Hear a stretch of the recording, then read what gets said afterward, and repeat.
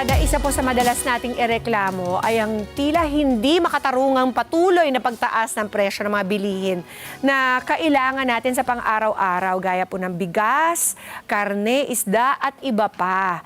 Iba't iba man ang dahilan ng pagtaas ng presyo ay iisa lang ang sigurado. Nahihirapan po tayong pagkasyahin talaga ang budget na mayroon tayo dahil dito. Pero ang tanong, legal ba po ang patuloy na pagtaas ng presyo ng mga bilihin?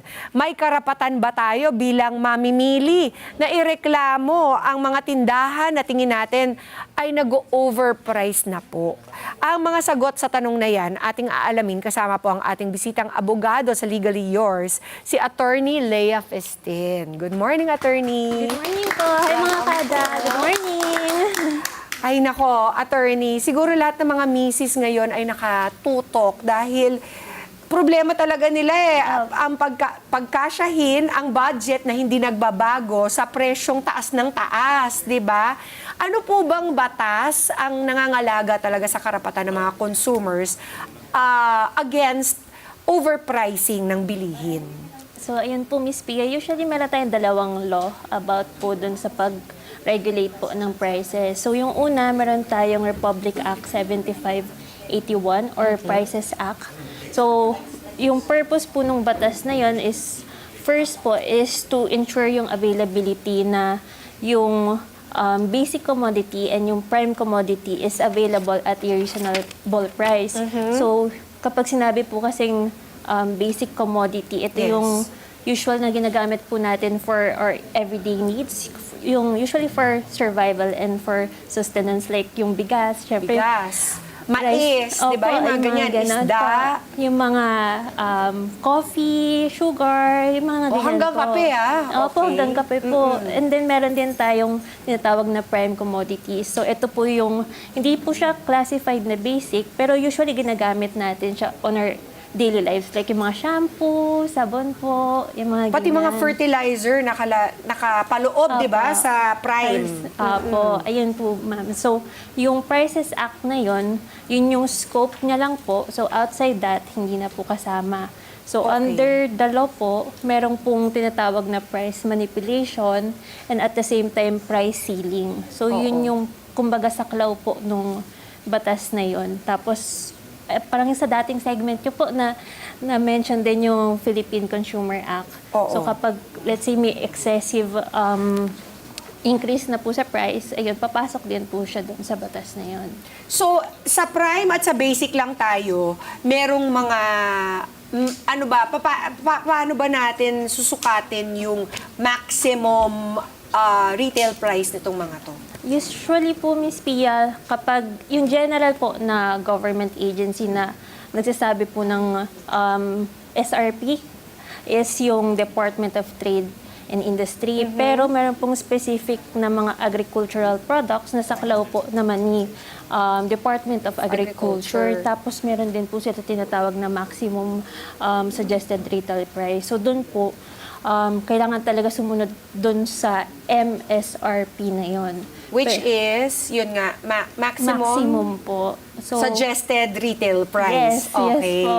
So, pagka umover ang mga tindahan or mga groceries dito sa MSRP na ito, pwede silang managot sa batas, tama ba? Yes po, pwede silang magreklamo kay Department of Agriculture or kay DTI kung saan man po papasok.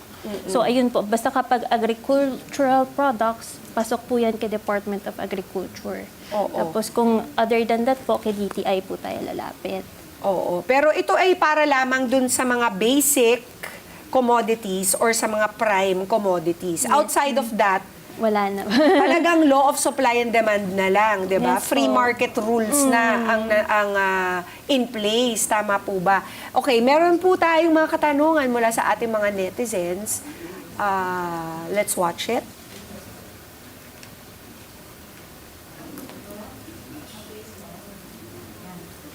Okay. Merong nagtanong, sabi niya, kainis talaga itong tindahan sa lugar namin, palibhasa iyon lang ang tindahan sa looban. Kaya kung magpresyo, triple. Girl, baka alam nyo kung saan pwede magreklamo. Ang ano problema dito, attorney? Hindi naman niya specify Oo nga kung po. ano, presyo ng ano.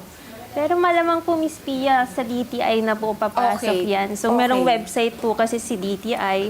Check nyo lang po. Tapos, pwede na kayo mag-file ng complaint nyo dyan. Tapos, magpo-proceed na po for investigation pag nakita ni DTI na, oh, parang may mali dito. Ano ba ang pwedeng gawin ng ating mga kada? Halimbawa, nagpunta nga siya sa tindahan, nakita niya, uy, bakit naging ganito? Last week, ganito lang ang presyo. This week, times 3 na. Ano po ang dapat niyang gawin para makapagreklamo ng maayos sa DTI? Ayun po, Miss Pia. Kasi yung sinabi ko po sa inyo na law, yung Prices Act po, meron kasing 3 pinagbabawal po na instances po for price manipulation. Una, kapag kunyari hoarding, pag sinabi pong hoarding, kunyari kuha ka ng kuha, let's say yung supply mo ng bigas is 100 sacks. Tapos, yung threshold po kasi is more than, let's say, 50%. So, kumuha ka ng 150 na sako ng bigas, tapos, hinord mo lang siya para in the future, bebenta mo siya ng mas mahal Naghihintay na. ka Opo, ng yung presyong papataasin mo. tumaas. Opo, ganon. So, Hindi pala pwede yun. Bawal po yun. Tapos yung pangalawa naman, profiteering po yung tawag. So, kapag ganun po, let's say hindi po kayo naglalagay ng price tag, which is by law required po. Kunyari sa mga convenience store, dapat lagyan mo yon.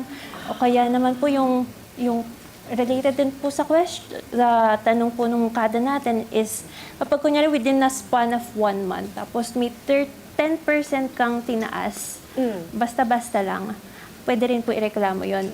Violation din po siya ng Prices Act under Republic Act 7581. Paano natin malalaman na nagtaas lang siya basta-basta? Ayun lang po yung mahirap. Talagang You have to compare it against the MSRP, di ba? Opo. Kasi kung hindi naman in-adjust yung MSRP, wala siyang karapatan na itaas din to ng at Opo. will. Opo. Tama po ba? Tama po. Ayun. O meron pa. Okay. Let's see the new question para kay attorney. Sabi niya, may SRP pa kayong nalalaman, hindi naman nasusunod. Okay, paano yan, attorney? Kung hindi nga nasusunod yung SRP, yung suggested retail price, ano po ang pwedeng gawin ng ating mga kada? Usually kapag ganyan nga po, medyo mahirap na kasi by its term suggested lang siya. Di ba po? So, hindi pala kailangan sundin? Yun nga po yung mahirap. Opo. Dated retail. Opo. Huwag kasi sabihin suggested. Sabihin obligated retail price or forced retail price. Tama po. So wala palang obligasyon ang mga tindahan na sundin ito dahil ito ay suggestion lamang. Tama yun po ba? yung medyo mahirap po on that part. Pero yun nga po yung sinabi ko pong instances kanina kung papasok siya doon sa mga kung papasok siya sa definition po ng price manipulation o kaya Hoarding.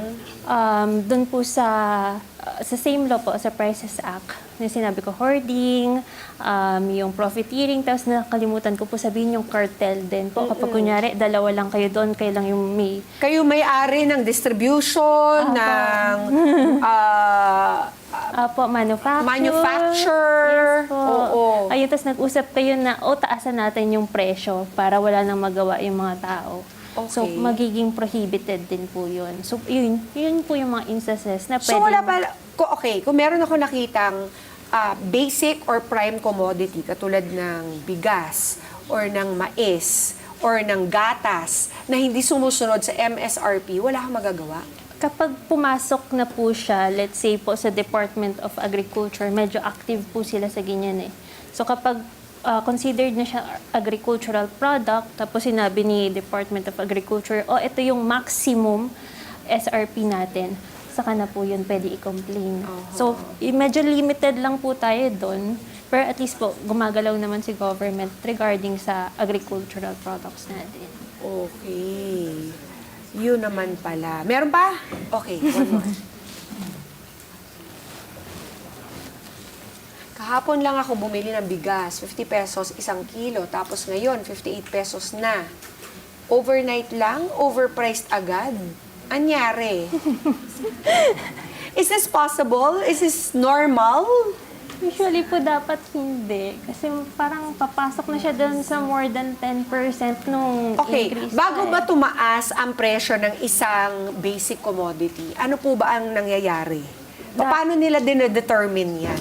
Dapat po dumadaan po talaga yan. Kunyari, sa bigas po, dumadaan po yan kay Department of Agriculture. So, doon sa website nila, easily accessible po yung website nila. Nakalagay kung ano yung maximum SRP natin. So, dapat, kumbaga, dinedetermine po kasi ni Department of Agriculture from the start hanggang naipasa-pasa po yung produkto. Saka kumbaga na tumataas yung cost po. So, ayun. So, kay Department of Agriculture, ipopost nila sa website yun, ano lang yung dapat na maximum SRP. So, yun yung pwede pong i-check ng mga kada natin to determine kung baka yung presyo po ng bigas over na dun sa allowed by... At kapag ito ay mas mataas doon sa MSRP, what can they do? Ayun po. Ngayon po si Department of Agriculture, for instance, meron na po silang, nakalimutan ko yung hashtag nila, pero pwede po gamitin yung hashtag na yon and then ipipicturean lang nila para makita, kumbaga ma-prompt po si Department of Agriculture na ito medyo over na to dun sa maximum. So, pwede sila SRP. i-report? Pwede rin po sila i-report. Kung gusto yung email, meron din po sa website ni Department of Agriculture. Or wag na lang sila doon bumili? Pwede rin po.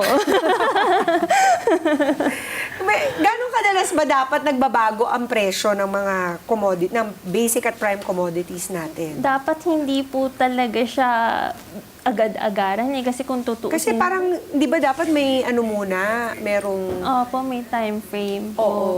Ayun, kaso given po yung situation ngayon, baka hindi nga po nare-regulate na ng maayos. So, nagtataas na yung...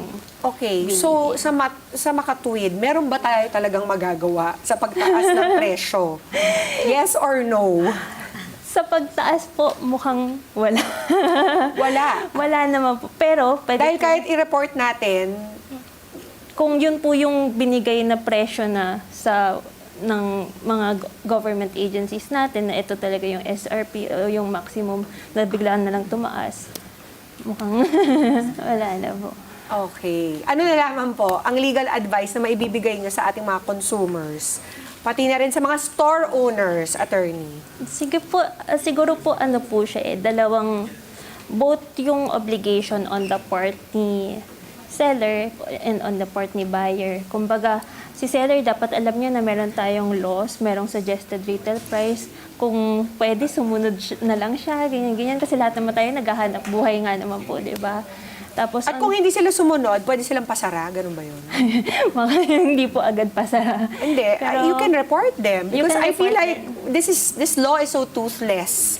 'Di ba? Kung hindi, why is there such a law kung hindi naman pala na-enforce or na-i-implement, 'di ba? Opo, pero by law po kasi merong charge, yung pwede po sila ma-fine or ma-imprisonment. So, Oh, kung okay. papasok sila dun sa na-discuss po Yes, natin correct. kanina, pwede po talagang magkaroon ng administrative hearing over that po. Ayun po. Okay, maraming salamat, Attorney Lea. Bigay niyo po ang inyong contact details para sa mga kada nating gusto ng legal consultation. Okay po. So, meron po kaming website, Respicia and Company Law Firm. And at the same time, you can contact us through Facebook. And very active po kami in TikTok. You can also message us there. And then may Instagram din po kami, Respicia and Company Law Firm. Mga Kanet 25, this is Pia Guanyo Mago. For more Kada Umaga updates, please click the subscribe button and follow us on Net25 social media pages at Net25 TV and at Net25 Entertainment Facebook page. See you guys. Bye!